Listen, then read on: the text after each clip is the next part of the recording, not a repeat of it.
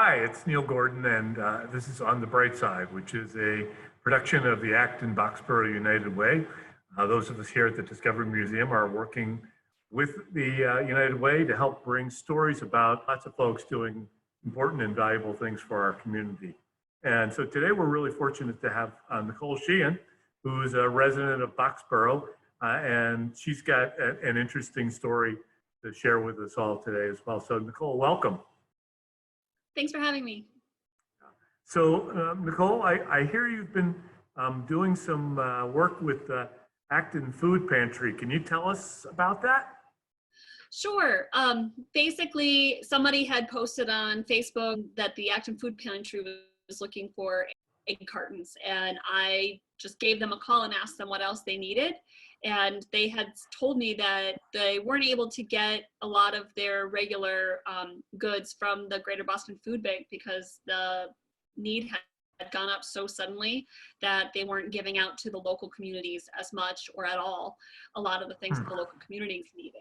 And so we have a very long driveway, and I was looking for a no contact way to do something. And so I put our clunker SUV down at the bottom with the hatch open and asked people if they felt comfortable to donate something if they had extra, and just throw it in the back of the truck. And so I've been doing that for like the last month in between 1 and 8 p.m. on Sundays and Mondays. Oh, that's really amazing. So tell me a little bit about what the reaction has been. It's been positive.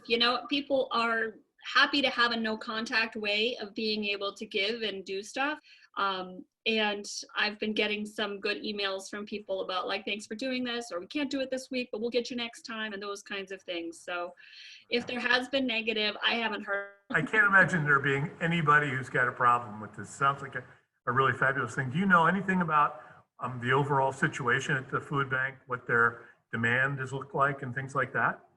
I don't have any of the on the ground information, but I do know that the last month alone, they've gone up from just under 200 households to more than 300 in the last month.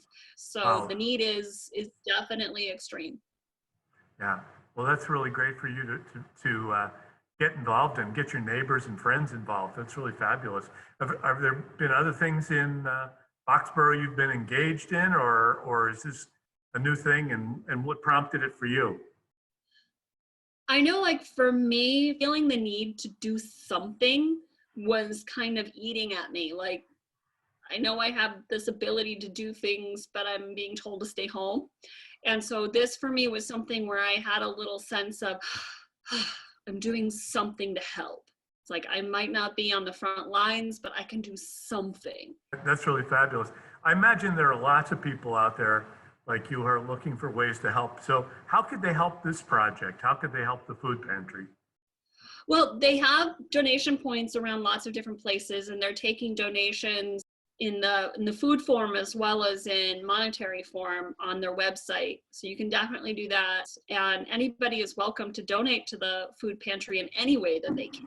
They don't have to come through us, but we're putting our SUV at the bottom of the driveway on Sundays and Mondays, 1 p.m. to 8 p.m. And we wipe it down and Lysol it periodically throughout. And everything that gets donated, though, has to be able to stay in the truck overnight. So we just want to make sure if anybody throws anything in there and it's going to be 20 degrees or 90 degrees, that it's still going to be good for the food. Okay, that's good. That's great. I'm sure you're going to get a lot of folks. Anybody offered to buy your SUV yet? No. Nicole, I mean, these are challenging times, but it's been fortunate that so many people like yourself have stepped forward. So for you, what's been sort of something you've learned positive out of this crisis? I think it's neat to see how people don't really have to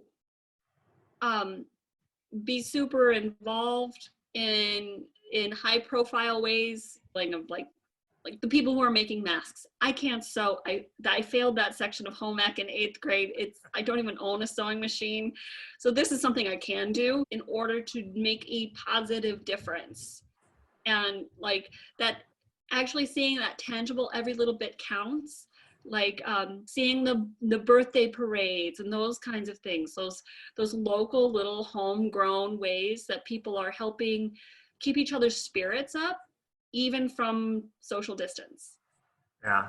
Nicole, that's really fabulous. And thank you for all you're doing. And thank you for sharing your story with us today. It's inspirational for other people, I'm sure. That's it for the Bright Side today. Thank you for listening.